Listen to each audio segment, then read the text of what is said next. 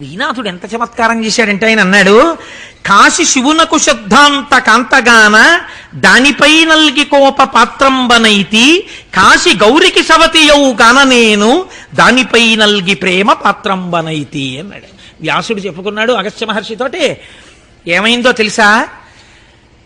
పార్వతీదేవికి గౌరీదేవికి కాశీ ఏమవుతుంది? సపత్ని. అంటే ఆ భర్తకి ఉన్నటువంటి నలుగురు భార్యల్లో ఆవిడ కూడా సకలత్రి అంటమే, అంటే ఇంకొక భార్య. ఒకే భర్తకి నలుగురు భార్యలుంటే ఒక భార్యకి పక్కన ఇంకో భార్య మీద కోపం ఉంటుంది కదండి. పరమశివుడికో నలుగురు భార్యలు కాబట్టి నలుగురి ఎందు ప్రేమ. అంటే నిజంగా శివుడికి నలుగురు భార్యలు అనుకోకండి, నలుగురి ఎందు ప్రేమ ఉన్నవాడు ఈ నాలుగింటి ఎందు. కాబట్టి ఇప్పుడు నేను కాశీజోలికి వెళ్ళాను కాబట్టి శివుడికి కోపం వచ్చింది. అమ్మవారికి ఎందుకు సంతోషం వచ్చిందో తెలుసా? శంకరుడి నలుగురు భార్యల్లో ఆవిడ పక్కనున్న ఇంకో భార్య జోలికి వెళ్ళాను కాబట్టి ఆవిడికి సంతోషం వచ్చింది, నన్ను చల్లగా చూసింది అన్నాడు. ఎంత చిత్రం చూడండి. వెనక్కి తిరిగి బాధతో అయ్యో కాశీ విడిచిపెట్టి వెళ్ళిపోవడమా అని అడుగులు వేస్తున్నట్ట. అమ్మవారు అందిట వెనక నుంచి, ఓయ్ వ్యాస, ఎక్కడికి వెళ్ళి ఏం బతుకుతావు? అన్నం కోసం కదా తప్పించావు. మోక్షం అడగవలసిన చోట మోక్షానికి కాకుండా అన్నం కోసం ఏడిచావు. ఎక్కడికెళ్ళి ఏడ్చినా మళ్ళీ ఈయనయా ఉద్ధరించాలి? ఇంకెవడున్నాడు ఉద్ధరించడానికి? అన్నం అడిగావు కాబట్టి భోగము నెరవేరాలి, అన్నము దొరకాలి, తపస్సు నడవాలి, నీకు ఈశ్వరానుగ్రహము కలవాలి. కాబట్టి భోగము మోక్షము రెండూ దొరుకుతాయి కాబట్టి దక్షారామం వెళ్ళిపోవందిట. అప్పుడు వ్యాసుడు శిష్యులతో దక్షారామం. కాబట్టి ఇది అన్నపూర్ణతత్వం అంటే. ఆ అన్నపూర్ణమ్మ అలా అందరికీ అన్నిటినీ ఇయ్యగలదు. అటువంటి తల్లి ఉన్నటువంటి క్షేత్రం ఆ కాశీ క్షేత్రం. అక్కడ చూడండి, మనం వెళ్ళినప్పుడు తప్పకుండా కాలభైరవ దర్శనం చేస్తాం. ఈ కాలభైరవుని యొక్క దర్శనం అయితే తప్ప, కాలభైరవుని యొక్క అనుగ్రహం ఉంటే తప్ప కాశీపట్టణంలోకి ప్రవేశించలేరు. ఎవరీ కాలభైరవుడు? నేను శివమహాపురాణంలోంచి ఒక అవతారం కూడా చెప్పేసినట్టు ఉంటుంది. ఒకానొకప్పుడు బ్రహ్మగారికి కూడా 5 తలకాయలు ఉండేవి, శంకరుడికి 5 తలకాయలు ఉండేవి. బ్రహ్మగారికి అహంకారం వచ్చింది, నాకు 5 తలకాయలు ఉన్నాయి, ఈయనకి 5 తలకాయలు ఉన్నాయి. సమానత్వం చూసుకున్నాడు, 5 తలకాయలతో సమానత్వం చూసుకున్నాడు. చూసుకుని ఈయన నాకు చెప్పేదేమిటి, ఈయన చెప్పిన మాట నేను వినక్కర్లేదని ఈయన్ని ధిక్కరించి మాట్లాడాడు. వెంటనే శంకరుడు సంకల్పం చేసి కాలభైరవుణ్ణి సృష్టించాడు. ఆ కాలభైరవుడు ఏం చేశాట? పెనువ్రేలి కొనగోర బిసరుహాసనుమోము గెందమ్మి విరివోలె గిల్లినాడు. ఆ కాలభైరవుడు తన యొక్క పెనువ్రేలి అంటే పెద్దవేలు బొటనవేలు, బొటనవేలి గోటితో ఆ బ్రహ్మగారి యొక్క 5 తలకాయల్లో ఓ తలకాయని పువ్వుని గిల్లినట్టు గిల్లేశాడు. గిల్లేస్తే శంకరాచార్యులు వారు అన్నారు, మృణాళీ మృద్వీనాం అన్నారు. అమ్మా, నీ చేతులు తామర పువ్వుల్లా ఉంటాయి కదా, నీ చేతులు తామర తూడుల్లాగా, చేతులు తామర పువ్వుల్లాగా ఉంటాయి. ఆయన సరసిజ భవస్తౌతి వదనై, ఆయన తామర పువ్వులోంచి పుట్టాడు బ్రహ్మగారు. ఆయనకి ఏమిటి భయం? మళ్ళీ శంకరుడు ఎప్పుడో ఇలా చూసి, ఒరే నీకు 4 కూడా అనవసరం, మళ్ళీ గిల్లేస్తాడేమో అని, నఖేభ్య సంత్రస్యన్, మళ్ళీ గోటితో గిల్లేస్తాడేమోననిట శంకరుడి వంక ఎప్పుడు తన వంక చూస్తాడో అని భయంతో అమ్మవారి చేతుల కింద దూరిపోయాట. నేనెందుకు రక్షించాలంటావేమో? అమ్మ, నీకు నాకు ఓ సంబంధం ఉంది. ఏమిటో తెలుసా? నీ చేతులు తామర తూడులులా, చేతులు తామర పువ్వుల్లో ఉంటాయి, నేను తామర పువ్వులోంచి పుట్టాను. మన ఇద్దరికి సంబంధం చాలదా? అందుకని మృణాళీ మృద్వీనాం అని మొదలెట్టారు శంకరాచార్యుల వారి సౌందర్యలహరిలో. అందుకని అమ్మ నువ్వు కాపాడని అమ్మవారి 4 చేతుల కింద 4 తలకాయలు పెట్టి కూర్చుంటట. అమ్మవారి చేతుల కింద తలకాయలు ఉన్నాయనుకోండి, ఇలా తలవంక చూద్దాం అనుకునేటప్పటికి అమ్మవారి చేయి కనబడుతుంది. కనబడితే స్ఫురద్గండాభోగ ప్రతిఫలిత తాటంక యుగలం చతుశ్చక్రం మన్యే తవ ముఖమిదం మన్మదరథం యమారుహ్యద్రుహ్యత్కవనిదమర్కేందుచరణం మహావీరో మార ప్రమదపతయే సంజితవతే. ఆవిడ స్వాధీన వల్లభ. ఆవిడ చెయ్యి కనపడగానే ఈయన మురిసిపోయి దృష్టి ఇంకోవైపు పెట్టేస్తాట. కాబట్టి అమ్మా, నీ 4 చేతుల కింద 4 తలకాయలు అప్పటి నుంచి దాచుకున్నారమ్మా బ్రహ్మగారు అన్నారు మహానుభావుడు శంకర భగవత్పాదాచార్య స్వామి. అలా ఏ మహానుభావుడు తన బొటనివేలి గోటితో చతుర్ముఖ బ్రహ్మగారి యొక్క 5వ సరస్సు గిల్లేశాడో అది కాలభైరవ అవతారం. వీటి పెద్ద తలారి దిశమల వేల్పు కర్రి వీడాశూన్య కటికోపుర ద్వార పరిరక్షకుండు కాలభైరవుండు. ఆయన వారణాసి పట్టణానికి అంతటికీ కూడా కాపలాదారు అయి ఉంటాడు. ఆయన అనుగ్రహం లేకుండా లోపలికి వెళ్ళలేరు. కనుకనే కాలభైరవ దర్శనం చేసి విశ్వేశ్వర దర్శనం చేయడం చాలా ఉత్తమం. విశ్వేశ్వర దర్శనం చేసి కాలభైరవ దర్శనం చేయడం కన్నా కాలభైరవ దర్శనం చేసి విశ్వేశ్వర దర్శనం చేయడం మరింత పూర్ణత్వాన్ని ఇస్తుంది. ఎందుచేతంటే ఆయన అనుగ్రహాన్ని అపేక్షించి వెడితే చాలా సంతోషిస్తాడు. కనుక అది కాలభైరవుడు. అలాగే మీరు చూడండి, మనకి కాశీపట్టణంలో తప్పకుండా చూడవలసినటువంటి సూర్యశక్తి ఒక చోట కేంద్రీకృతమై ఉన్నది. దీన్ని లోలార్కుడు అని పిలుస్తారు. ఈ లోలార్కుడు గురించి ఒక మాట చెప్తారు. తస్యార్కస్య మనో లోలం యదాసీత్ కాశీదర్శనే అతో లోలార్క ఇత్యాఖ్య కాశ్యాం జాత వివస్వతః. తులసీ ఘాట్ దగ్గర స్నానం చేస్తే తులసీ ఘాట్ ఎదురుగుండా ఉన్నటువంటి గోడ మీద పెద్ద చక్రం ఒకటి ఉంటుంది. ఆ చక్రాన్ని మీరు దర్శనం చేస్తే ద్వాదశాదిత్యుల యొక్క శక్తి కూడా ఎప్పుడెప్పుడు కాశీ వెడదామా అని తాపత్రయపడి కాశీ వచ్చాట. అలా కాశీ వెడదామని తాపత్రయపడి వచ్చి వెలిసినటువంటి సూర్యశక్తి అక్కడ ఉన్నటువంటి చక్రం మీద ఉన్నది కనుక లోలార్కుడని పిలుస్తారు. ఆరోగ్యం భాస్కరాదిచ్చేత్. ఆ తులసీ ఘాట్ గోడ మీద ఉన్నటువంటి ఆ లోలార్క బింబానికి, ఆ చక్రానికి నమస్కారం చేస్తే, గంగా స్నానం చేసి ఆరోగ్యం కలుగుతుంది. అలాగే కాలభైరవుడు ఎలా రక్షిస్తాడో కాశీపట్టణాన్ని వారాహి అలా రక్షిస్తుంది. నాకు జ్ఞాపకం ఉన్నంత వరకు రాజేంద్ర ప్రసాద్ ఘాట్ అనుకుంటాను, కాశీలో రాజేంద్ర ప్రసాద్ ఘాట్లో స్నానం చేసి మీరు పక్కనే ఉన్న ఇరుకు సందులోంచి వెడితే వారాహి దేవాలయం ఉంటుంది. వారాహి మొన్న మనం శరన్నవరాత్రులు చేసినప్పుడు ఇక్కడ మనం పూజామందిరంలో పెట్టాం, మీరు చూశారు. ఆ అమ్మ సరస్వతీ స్వరూప, అమ్మవారి సర్వసైన్యాధిపతి ఆవిడ. అటువంటి వారాహి చీకటి పడగానే కాశీపట్టణంలో తిరుగుతుంది. తెల్లవారేటప్పటికి చీకటితో ఉండగానే వారాహి దేవాలయంలోకి వెళ్ళిపోతుంది. కాశీపట్టణంలో ఉన్నటువంటి వారాహి మూర్తి అంతెత్తునుంటుంది. అక్కడ పూజ చేసేటటువంటి అర్చకులు కూడా బిక్కుమంటూ పెడతారు గుళ్ళోకి తెల్లవారుజాము 4 గంటలకి వెళ్ళి. అసలు అమ్మవారిని ఇలా ఎదురుకుండా నిలబడి పూర్ణంగా పైనుంచి కిందకి చాలా మంది చూడలేరు, అసలు అలా ఉంటుంది వారాహి. కనుక ఏం చేస్తారంటే అర్చకులు లోపలికి వెళ్ళి తెల్లవారే లోపలే గబగబా పూజ చేసి నైవేద్యం పెట్టేస్తారు. ఎందుకంటే ఆవిడ పడుకుంటుంది పగటిపూట, రాత్రి మళ్ళీ లేచి కాశీలో తిరుగుతుంది. అమ్మవారిని చూడడానికి వారాహి దేవాలయం స్లాబ్ మీద కన్నాలుంటాయి. వాటికి మీరు కొంచెం దూరంగా వెళ్ళి ఆ కన్నంలోంచి చూస్తే వారాహి కనపడుతుంటుంది. మీరు పూర్ణంగా వారాహిని చూడలేరు, శక్తి సరిపోదని దేవాలయం లోపలికి పంపరు వారాహి దగ్గరికి, పైన కన్నంలోంచి చూడాలి. అటువంటి వారాహి కదిలేటటువంటి తల్లి. ఆ వారాహి దర్శనాన్ని మీరు వారణాసి పట్టణంలో చేస్తే ఈశ్వరుడి వైపుకి బుద్ధి తిరుగుతుంది. వారాహి అంటే వీర్య సమృద్ధినియ్యగలిగినటువంటి తల్లి. కేవల కామ్యము చేత నష్టమైపోకుండా ఈశ్వరానుగ్రహము వైపుకి బుద్ధిశక్తిని ప్రవేశపెట్టగలిగినటువంటి తల్లి. రెండవది ఆదికేశవుడు. తప్పకుండా కాశీలో చూడవలసినది పాదోదకంబను ప్రథమ తీర్థంబున ఆదికేశవుడన అధివసింతు. ఎన్నో విష్ణువాలయాలు ఉన్నాయి. మొట్టమొదట వచ్చి అక్కడ నివాసం ఏర్పరచుకున్నటువంటి విష్ణువాలయానికి ఆదికేశవాలయం అని పేరు. ఆ ఆదికేశవాలయాన్ని దర్శనం చెయ్యాలి. తర్వాత డుంఠి గణపతి అని ఒక గణపతి ఉంటారు.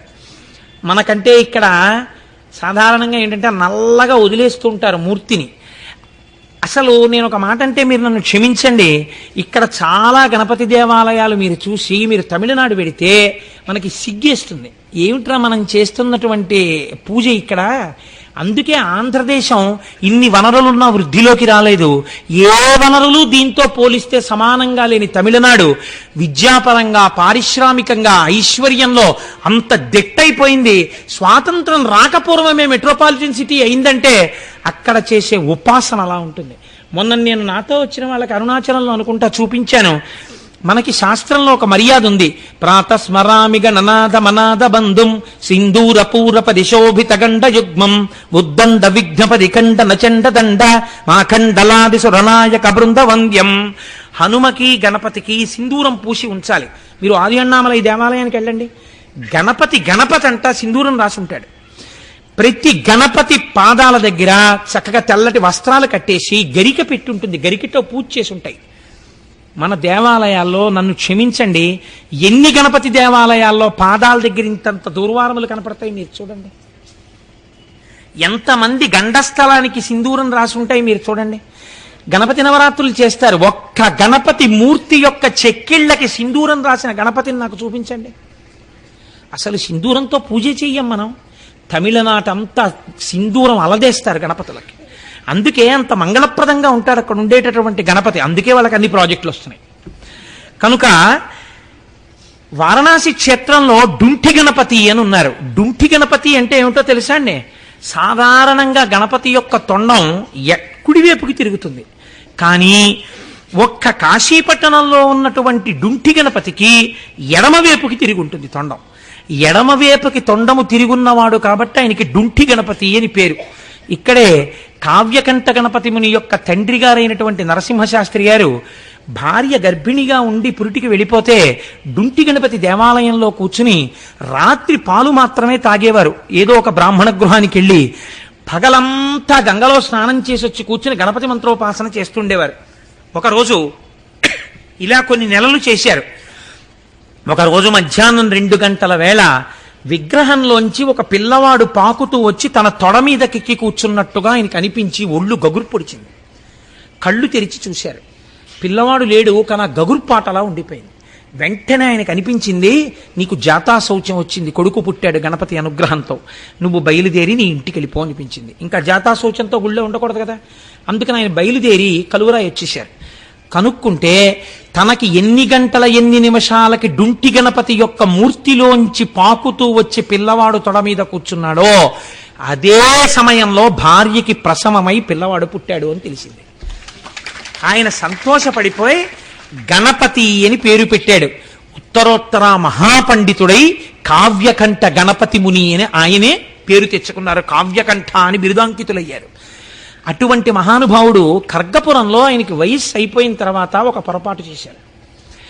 ఈయన గణపతి అవతారం, ఈయనకి అందుకే అంత పాండితీ ప్రకర్ష ఉంది. గణపతి విగ్రహాన్ని పెట్టడం ఎందుకు, నవరాత్రులు ఈయన్నే కూర్చోబెట్టి గణపతి పూజ చేసేద్దామని తీసుకెళ్లారు వీరిని. అప్పట్లో ఆయన ఎటువంటి స్థితికి వెళ్ళిపోయారంటే లోకం ఎలా చేస్తే అలా పట్టించుకోవడం మానేశారు. తీసుకెళ్లి ఈయన్నే ఆవాహయామి ఆసనం సమర్పయామి అని కుర్చీలో కూర్చోబెట్టి ఈయననే గణపతిగా నవరాత్రులు చేశారు. ఈ పూజ చేస్తున్నటువంటి అర్చకుడు ఒక పొరపాటు మంత్రం చెప్పేశాడు. 9వ రోజు పూజ అంతా అయిపోయిన తర్వాత నీరాజనవితి మంత్రపుష్పం చెప్పేసి మర్నాడు ఏదో మంగళవారం శుక్రవారం ఉందని ఉద్వాసన మంత్రం చెప్పేశాడు. ఉద్వాసన మంత్రం చెప్పేస్తే కావ్యకంఠులు నవ్వారు అంతే. ఆ తర్వాత శరీరం వదిలేశారు.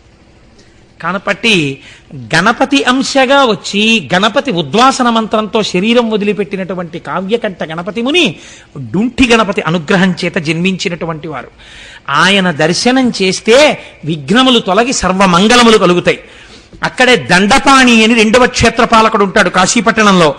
భరించునాతండు పాణిపల్లవమున వెండుకట్టులతోడి దండయష్టి వసించునాతడు వారాణసీపుర ప్రాకార గోపుర ప్రాంతభూమి ధరించునాతండు తత్తారకూట రుక్వరి పాటల ఛాయ బ్రలజడలు సవరించునాతడు సతతంబు రుద్రాక్ష భూషా విభూతి త్రిపుండ్రకములు సౌమ్య రూపంబు వహించు సజ్జనులకు పాపమతులకు వికృత రూపంబు దాల్చు పింగళాక్షుండు దీర్ఘ గంభీరమూర్తి చండికాపతి ప్రమధుండు దండపాణి. అక్కడ హరికేశుడు అనబడేటటువంటి ఒక యక్షుడు ఈశ్వరానుగ్రహం చేత 2వ ప్రమథగణాల్లో చేరి ప్రమథగణములకు నాయకుడై 2వ క్షేత్రపాలకుడిగా ఆ స్థితిని పొందాడు. ఆయన చేతిలో వెండికట్లుతో ఉన్నటువంటి బెత్తం పట్టుకుని ఉంటాడు. విభూతి పిండికట్లు పెట్టుకుని రుద్రాక్షల్ని సవరించుకుంటూ ఉంటాడు. పాపాత్ములకి భయంకరంగా కనపడతాడు, ఈశ్వర భక్తులకి ప్రసన్నమూర్తిగా కనపడతాడు. ఆయన 2వ క్షేత్రపాలకుడు. మనకి కాశీ విశ్వేశ్వర క్షేత్రానికి ఆయన సన్నిధికి దక్షిణంగా ముక్తి మంటపము అని ఒక మంటపం ఉంది. కాశీకి సంబంధించినటువంటి చిత్రం ఏమిటంటే విశ్వేశ్వరుడి యొక్క దర్శనం చేసి మీరు ప్రత్యేకమేమీ పట్టుకెళ్ళక్కర్లా, అక్కడే ఉన్న గంగలో నీళ్లు తీసుకెళ్లి ఆయన తల మీద పోసేస్తే చాలు. శివుని శిరమున కాశీని నీళ్లు జల్లి పత్తిరి సుమంత నెవ్వారు పారవయిచు కామధేనువు వానింటి గాడి పశువు అల్ల సురశాఖ వానింటి మల్లె చెట్టు. ఆయన యొక్క కారుణ్యం అటువంటిది. ఇటువంటి శివలింగానికి మీరేం చేస్తారు? వెళ్ళి అభిషేకం చేయడమే. అన్నపూర్ణమ్మని మీరేం చేస్తారు? నమస్కారం పెట్టి అమ్మా ఎప్పుడూ అన్నానికి లోటు రాకుండా చూడండమే. అందరూ అన్నం అడిగారు. శంకరాచార్యులు వారు అన్నారు, అమ్మా జ్ఞాన వైరాగ్య సిద్ధ్యర్థం భిక్షాందేహీ చ పార్వతి అన్నారు. అమ్మా నాకు జ్ఞాన వైరాగ్యములను భిక్షగా పెట్టమ్మా అని అడిగారు. అందుకని మహాపురుషుడయ్యారు, జగద్గురువులు అయ్యారు. మనకి విశ్వేశ్వర దర్శనం చేసిన తరువాత విశ్వేశ్వర దక్షిణ సన్నిధికి దక్షిణంలో ముక్తి మంటపము అని ఒక మంటపం. ఆ మంటపంలో కూర్చుని తప్పకుండా ఏదో ఒక శివకథ చెప్పుకుని వారణాసి విడిచిపెట్టాలి అని నియమం. వారణాసి వెళ్ళామండి వచ్చేసామండి కాదు, విశ్వేశ్వర దర్శనం చేసుకుని ముక్తి మంటపంలో కూర్చోవాలి. ఎంతో ఒక చిన్న శివకథ చెప్పుకోవాలి, అక్కడ చెప్పుకుని రావాలి. వీలైతే మణికర్ణికా స్నానం చేసి వెళ్ళమన్నారు తప్పకుండా గంగా స్నానానికి. ఇక్కడే ఈ ముక్తి మంటపంలోనే ఒక చిత్రం జరిగింది. మహానందుడు అనబడేటటువంటి ఒక వ్యక్తి భార్యతో 2 బిడ్డలతో ఎక్కడో ఉండేవాడు. చేయరాని పాపములనన్నింటినీ చేసేశాడు. అన్ని పాపములు చేసిన తరువాత చనిపోయాడు. చనిపోయి ఆయన భార్య 2 పిల్లలు కూడా 4 కోళ్ళై పుట్టారు. ఈ 4 కోళ్లు కాశీపట్టణంలో ముక్తి మంటపానికి చేరి శరీరం విడిచిపెట్టి మోక్షాన్ని పొందాయి. ఆ 4 కోళ్లు కూడా మంటపంలో కనపడతాయి మనకి. దాన్ని కుక్కుట మంటపము అని పిలుస్తూ ఉంటారు, కుక్కుట చతుష్టయము అని పిలుస్తూ ఉంటారు. కాబట్టి తప్పకుండా మనం పాపం పోవడానికి ముక్తి మంటపాన్ని ఒకసారి దర్శనం చేసి ఒక చిన్న శివకథ చెప్పుకొని బయలుదేరాలి అక్కడి నుంచి. మనకి కాశీ వెళ్ళలేకపోతే, ఏ కారణం చేతనైనా కాశీ వెళ్ళలేకపోతానన్న వాడి కోరిక తీరడానికి ఏదైనా మార్గం ఉందా అని అడిగితే కాశీ తప్పకుండా దర్శనం చేసి తీరవలసిన క్షేత్రం. మనుష్య జన్మనెత్తినవాడు కాశీ వెళ్ళవలసిందే. ఒకవేళ ఏ కారణం చేతనైనా కాశీ వెళ్ళకపోతే ఏం చెయ్యాలి అంటే శాస్త్రం అంది 5 కాశీలున్నాయి. ఈ 5 కాశీలలో కనీసం ఏదో ఒక కాశీకి వెళ్ళాలి. 1 కాశీ ఉన్నటువంటి వారణాసి, 2 కేదారము, కేదార క్షేత్రానికి వెళ్ళాలి, 3 శ్రీశైలము, 4 శ్రీకాళహస్తి, 5 పట్టిసము. మనం ఆ పట్టిసం అన్న తీర్థం మనకి దగ్గరలోనే ఉంది. అక్కడ వీరభద్రుడు దక్షయజ్ఞ ధ్వంసం చేసేసిన తరువాత దేవతలందరినీ తెగటార్చినటువంటి నెత్తుటితో కూడిన ఖడ్గాన్ని ఆ పట్టిసం దగ్గర ఉన్నటువంటి నదిలో కడిగేట. చేతిలో పట్టుకున్నటువంటి ఖడ్గాన్ని, రక్తంతో కూడిన ఖడ్గాన్ని అక్కడ కడిగాడు కాబట్టి ఆ క్షేత్రానికి పట్టిసం అని పేరు వచ్చింది. కాబట్టి ఈ 5 కాశీలే. ఓపిక లేకపోతే, ఓపిక ఉంటే కానివ్వండి, ఓపిక ఉంటే కాశీ వెళ్ళాలి. ఓపిక లేకపోతే ఈ 5 కాశీలలో కనీసం 1 కాశీ అయినా జన్మాంతరంలో చూడాలి. మన అదృష్టం చూడండి, ఆంధ్రదేశంలో శ్రీశైలం, శ్రీకాళహస్తి, పట్టిసం 3 క్షేత్రాలు ఉన్నాయి. 3 కాశీలు మన ఆంధ్రదేశంలో ఉంటే అసలు కాశీ ఉత్తర భారతదేశంలో ఉంది. కాబట్టి మనం ఎంత భాగ్యవంతులం. అయితే వారణాసి గురించి చెప్పినప్పుడు 2 తప్పకుండా ప్రస్తావన చెయ్యవలసి ఉంటుంది. వారణాసి నేను ఎంత చెప్పినా విడుతుందంటే అది నేను ఎంతకని చెప్పగలను. కాబట్టి ఎక్కడో అక్కడ ముగించాలి. విశాలాక్షి అని ఒక అమ్మవారిని చూస్తాం. విశాలాక్షి అంటే బాగా కన్నులు తెరిచి చూసేటటువంటి తల్లి. ఈ అమ్మవారినే శంకరాచార్యులు వారు సౌందర్యలహరిలో ఒక శ్లోకం చెప్పారు.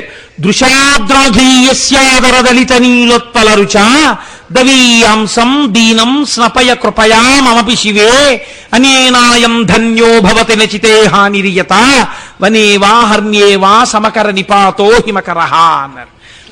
అమ్మవారుట ఈ బ్రహ్మాండములు ఎంతవరకు ఉన్నాయో అంతకన్నా ఎక్కువ దూరం ఆకర్ణాంత విశాల నేత్రములు కదా, ఇక్కడ వరకు ఉంటాయి కదా కళ్ళు. ఇక్కడ వరకు కళ్ళుంటే అసహ్యంగా ఉండదా అండి అంటారు చాలా మంది. మీరు ఒక్కసారి ఎప్పుడైనా భీమవరం వెళ్ళి మావుళ్ళమ్మ తల్లి అని ఉంది అమ్మవారు. నేను అక్కడ చూసి ఆకర్ణాంత విశాల నేత్రములు అంటే అమ్మవారి కళ్ళు ఇక్కడ వరకు ఉంటాయి. ఇక్కడి వరకు అమ్మవారి యొక్క కళ్ళు ఉంటే అసలు నిజంగా ఎంత అందంగా ఉంటుందో చూడాలంటే మీరు మావుళ్ళమ్మ తల్లిని చూడండి ఒకసారి భీమవరం వెళ్ళి. అయ్య బాబోయ్ ఏమిట్రా ఈ స్వరూపం, ఏమందనరా అనిపిస్తుంది. ఆవిడ 2 కళ్ళు ఇలా బ్రహ్మాండం అంతా తిప్పుతూ చూస్తుంటుందిట.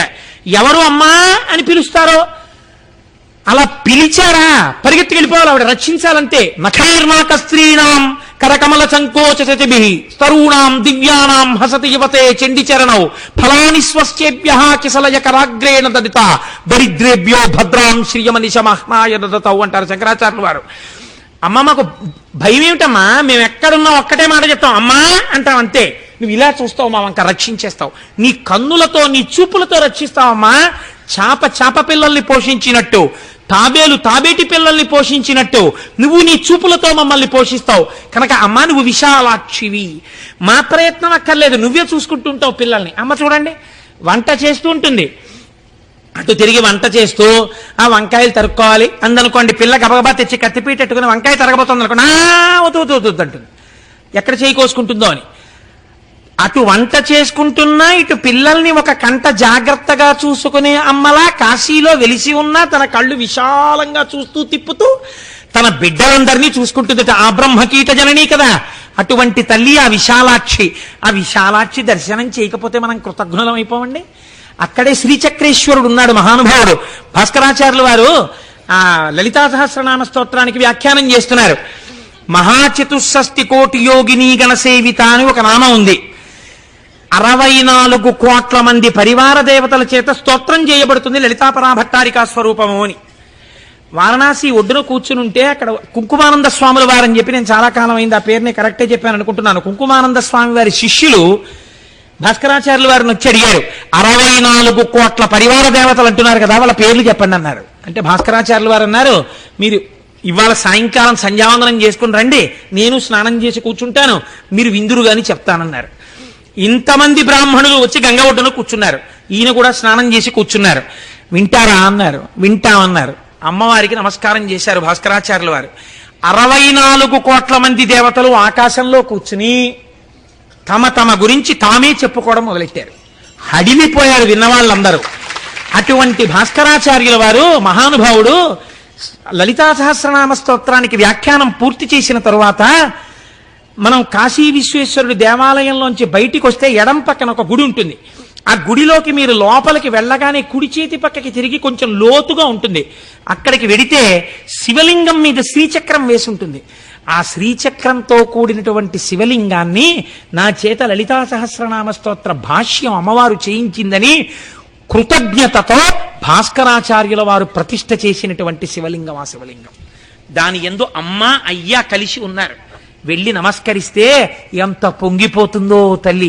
ఎన్ని చిత్రాలు కాశీపట్టణంలో ఇలాంటివి. మీకు ఇవన్నీ ఒకెత్తు, ఒకటి నేను చెప్పకుండా పూర్తి చేస్తే నేను కాశీ గురించి ప్రసంగమే చెయ్యని వాడిని అవుతాను. కాశ్యాంతు మరణాన్ ముక్తి. కాశీలో చచ్చిపోతే చాలు మోక్షం వస్తుంది. వస్తుందా? అలా ఎలా వస్తుంది? నిజంగా వస్తుందా? అన్న వాళ్ళకి కాశీలో మోక్షం ఎలా వస్తుందో, ఎంత అనాయాస మరణం దొరుకుతుందో, కాశీలో చచ్చిపోయిన వాళ్ళకి మోక్షం ఇస్తానని పరమేశ్వరుడు చేసిన ప్రతిజ్ఞ ఎలా నెరవేర్చుకుంటాడో మీరు అవధరించండి. ఆయుర్దాయం అయిపోయి ఇంకా ఊపిరి అందక ఆయాసంతో కొట్టుకుంటూ ఒళ్ళంతా చెమటలు పట్టేసి నేల మీద పడిపోతే అయ్యయ్యో కింద పెట్టేయండి అని కింద పెట్టేస్తే అది మనుష్యులే కాదు పిపీలి కాదు పర్యంతంలో ఏదైనా సరే కొట్టుకుంటుంటే అందామంటే ఊపిరి అందకపోతే ఒళ్ళంతా చెమట్లు పట్టేసి కొడుకే వచ్చి నానా నానా అన్న వినపడక అయోమయావస్థలోకి వెళ్ళిపోతున్నటువంటి స్థితిలో అప్పుడు ఆ మరణావస్థ ఎంత భయంకరంగా ఉంటుందో అప్పుడు వీడు బెంగ పెట్టుకోకుండా ఎంత చిత్రం జరుగుతుందో చూడండి. పాలిండ్లు కదలంగ బసపు పయ్యద వీచు అచలాధిపతి కూర్మి ఆడబిడ్డ. పార్వతీదేవి అటువంటి ప్రాణాలు వదిలిపెట్టడానికి సిద్ధపడిన వాళ్ళ దగ్గరికి ముందొచ్చి కూర్చుంటుందిట. అమ్మవారు కూర్చోగానే ధునోతుద్ధాంతం నస్తులిత దళితేందీవరవనం ఘనస్నిగ్ధశ్లక్షణం చికుర నికురంబం తవ శివే యదీయం సౌరభ్యం సహజముపలబ్ధం సుమనసో అంటారు శంకరాచార్యుల వారు. అమ్మవారి కురులకు సువాసనలు ఉంటాయి. ఆ సువాసనల్ని తాము పొందడం కోసం దేవతా వృక్షాల పువ్వులు అమ్మవారి కురులకి చేరాలనుకుంటాయిట. అటువంటి కురులు కలిగినటువంటి అమ్మవారు వచ్చి వాడి పక్కన కూర్చుంటుందిట. కూర్చునేటప్పటికీ అమ్మవారి చేతులకు పెట్టుకున్నటువంటి గాజుల యొక్క గల్లు వినపడుతుందిట. అమ్మవారి చరణ మంజీరపు ధ్వనులు వినపడతాయిట. ఈ ప్రాణం పోతున్నవాడు ఎక్కడి నుంచి వచ్చిందిరా ఈ సువాసన, ఎక్కడి నుంచి వచ్చిందిరా ఇంత ఆనందం అని చూస్తాట. పాలిండ్లు కదలంగ పసపు పయ్యద వీచు అచలాధిపతి కూర్మి ఆడుబిడ్డ. ఆ హిమవంతుడి కూతురు మా అమ్మ పార్వతీదేవి ఉందే, ఆవిడొచ్చి పక్కన కూర్చుని, కాశీలో చచ్చిపోతున్నావురా, మా ఆయన ప్రతిజ్ఞ చేశారు నువ్వు బాధగా వెళ్ళకూడదని పవిట తీసి ఆ పవిటతో వీస్తుంది ఆ వెళ్ళిపోతున్న వాడికి. అమ్మవారి పవిట వీచినప్పుడు వచ్చినటువంటి గాలి తగలగానే వాడు సేద తీరి అబ్బా అని ఏ బాధ లేని స్థితిని పొందుతట.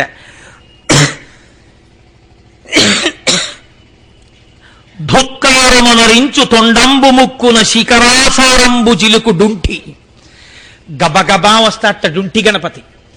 వచ్చి పక్కన కూర్చుని, ఏనుగు తొండం యొక్క చివరి భాగం ఎప్పుడు చల్లగా ఉంటుంది, ఊపిరందక కొట్టుకుంటున్న వాడి ముక్కు దగ్గర ఇలా తడి పెడుతూ తన తొండంతో కాసేపు అలా గాలి విసురుతాట.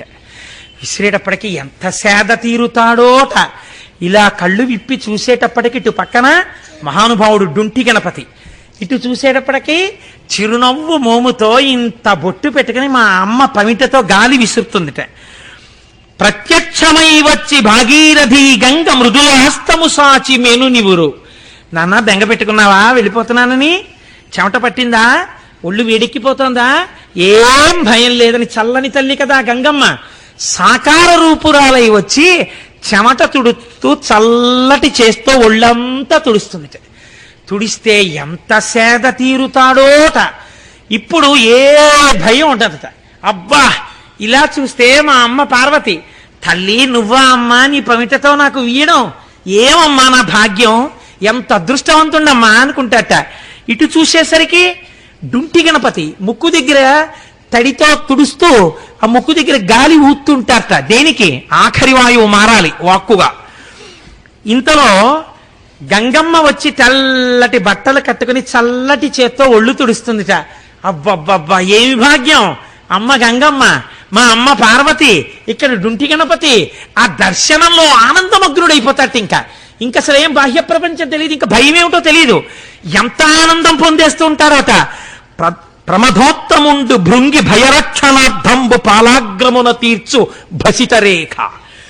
భృంగి బయలుదేరి వచ్చి గబగబా ఎడంచేత్తో విభూతి పట్టుకుని వచ్చి శ్రీకరంచ పవిత్రంచ సర్వరోగ నివారకం అని ఆ చేతిలో ఉన్నటువంటి విభూతిని తీసి, ఏ భయం లేదు, ఇదే ఆఖరి జన్మ, వెళ్ళిపోతున్నావు మా స్వామిలో ఐక్యమైపోతున్నావని లలాటమునందు విభూతిని పెడతాట. భృంగి బట్ట విభూతి పెడుతుంటే పరమ సంతోషంతో భృంగి వంక చూస్తాట. దక్షిణ శృతి మీదుగా ధాత్రి తెళ్ళి పెద్ద నిద్రకు మగన్ను పెట్టువేళ.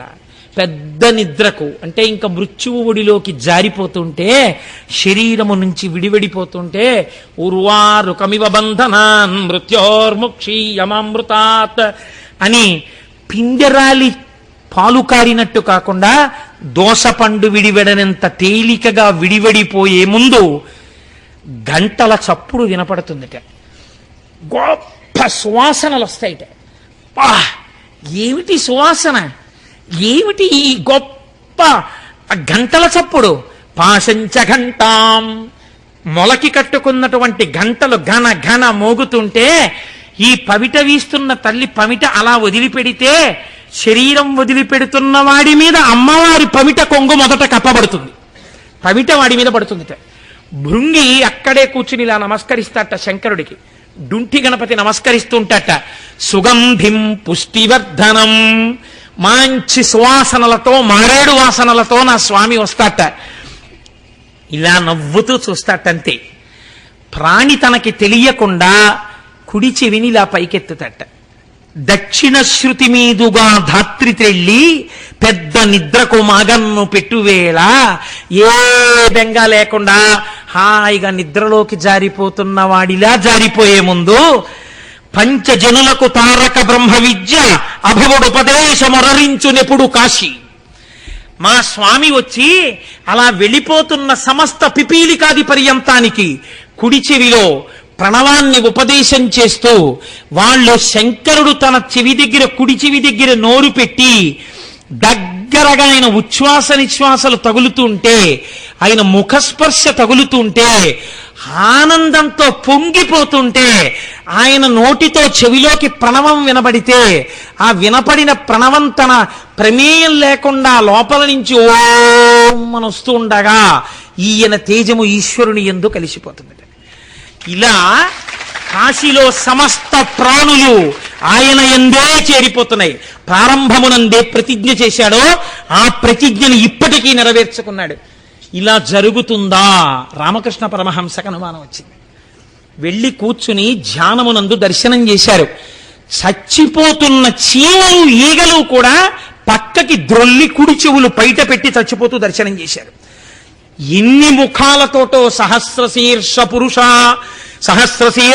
పురుష అనంతమైన రూపాలతో చీమలకి, బొద్దింకలకి, ఈగలకి, దోమలకి కూడా ప్రణవాన్ని ఉపదేశం చేస్తూ తనలో కలుపుకుంటున్నటువంటి శంకర దర్శనం కాశీపట్టణంలో రామకృష్ణ పరమహంస చేసి, మన పురాణములు, మన శాస్త్రములు చెప్పినది పచ్చి నిజము. కాశీ కాశీయే. నీ పాప ధ్వంసము చేయగలిగినటువంటి కాశీ, కొన్ని కోట్ల జన్మల పాపాల్ని నశింపజేయగలిగిన కాశీ మన భరతఖండంలో. ఒక్క రాత్రి ఒక పగలు రైలెక్కితే అటువంటి గంగమ్మ, అటువంటి కాలభైరవుడు, అటువంటి డుంటి గణపతి, ఎన్ని ప్రాణులో ఈశ్వరుడిలో కలిసిపోతున్న దివ్యక్షేత్రం, సర్వ జగత్తు లయమైపోతున్నా తాను మాత్రం నిత్యముగా ఉండిపోయే పరమ పావన భూమి అటువంటి కాశీ. ఆ కాశీ మనం వెళ్ళకపోయినా ఇక్కడ కూర్చుని ఒక్కసారి ఆ కాశీ గురించి చెప్పుకుంటూ అందరం ఒక్కసారి ఆ విశ్వేశ్వరుడు గురించి పొంగిపోతే, నిజంగా ఇవాళ కాశీ విశ్వేశ్వరుడు నేనంటున్నాను, మా గురువు గారి రూపంలో ఆ గంగా, ఆ శివుడు, ఆ పార్వతి, ఆ కాల భైరవుడు అందరూ వచ్చి ఇక్కడే కూర్చున్నారు.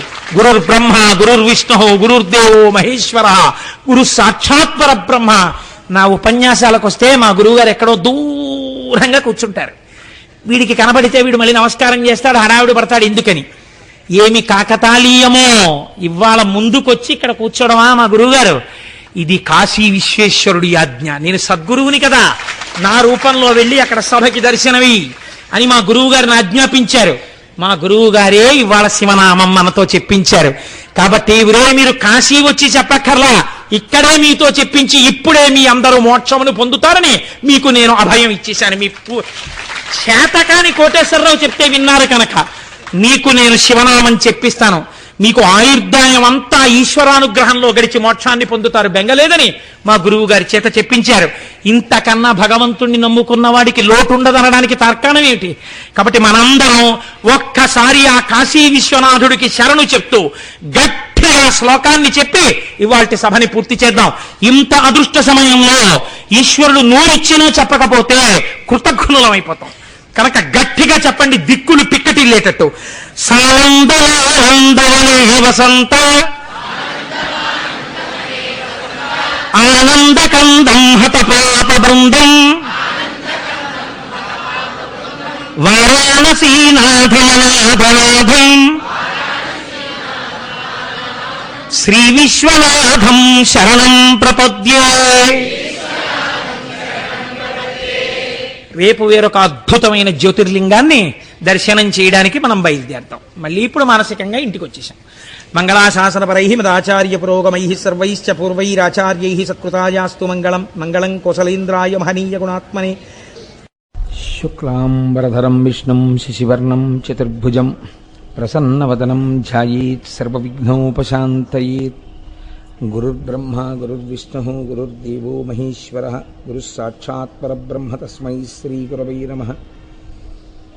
వ్యాసాయ విష్ణురూపాయ వ్యాసరూపాయ విష్ణవే నమో వై బ్రహ్మనిధయే వాసిష్ఠాయ నమో నమః. కూజంతం రామ రామేతి మధురం మధురాక్షరం ఆరుహ్య కవితాశాఖాం వందే వాల్మీకికోకిలం. శ్రుతిస్మృతిపురాణానాం ఆలయం కరుణాలయం నమామి భగవత్పాదశంకరం లోకశంకరం. వాగర్ధావివ సంపృక్తౌ వాగర్ధ ప్రతిపత్తయే జగతః పితరౌ వందే పార్వతీ పరమేశ్వరౌ. సూక్తిం సమగ్రయతున స్వయమేవ లక్ష్మీః శ్రీరంగరాజమహిషీ మధురైః కటాక్షైః. వైదగ్ధ్యవర్ణగుణగుంభనగౌరవైర్యాం కండూలకర్ణకుహరాः కవయోధయంతి. హైమోర్ధ్వపుండ్రమజహన్మకుటం సునాసం మందస్మితం మకరకుండలచారుగండం బింబాధరం బహుళదీర్ఘకృపాకటాక్షం శ్రీవేంకటేశముఖమాత్మని సన్నిధత్తాం.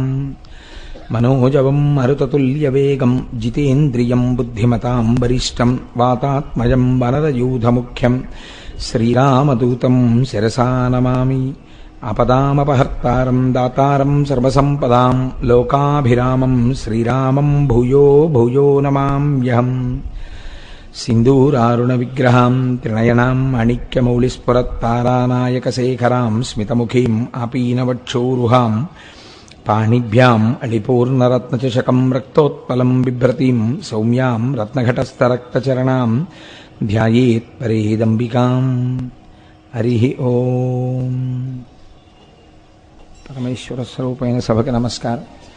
ధవళవపుషమిందోర్మండలే సన్నివిష్టం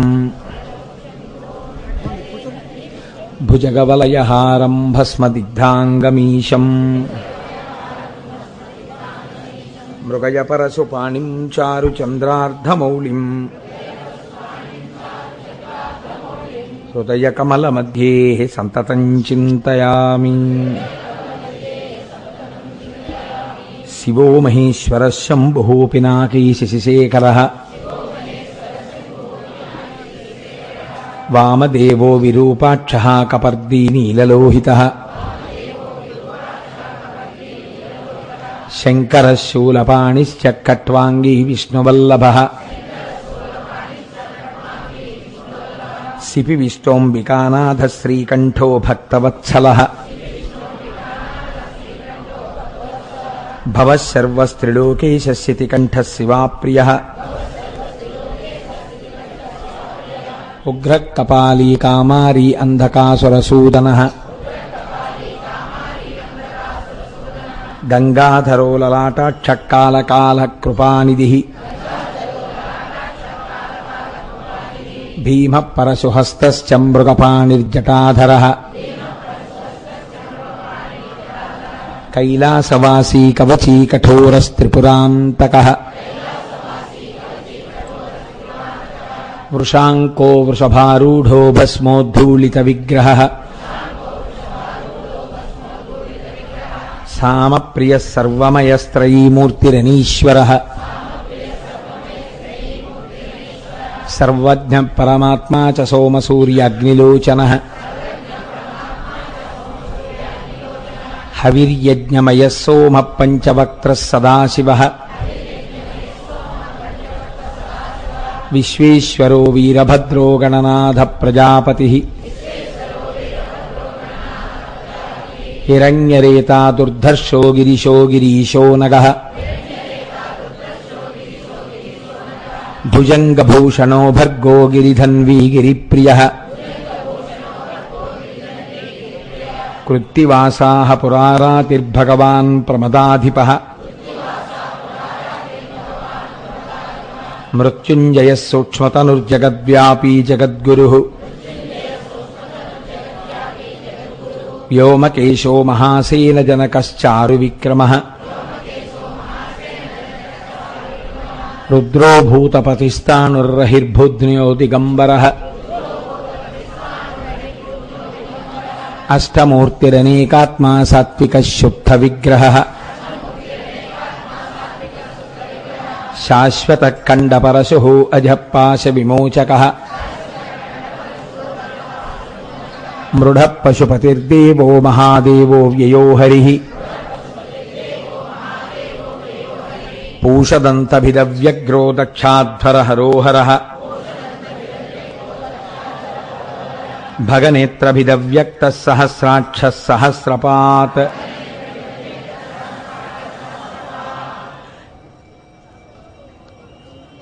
భగనేత్రభిదవ్యక్తః సహస్రాక్షः సహస్రపాత్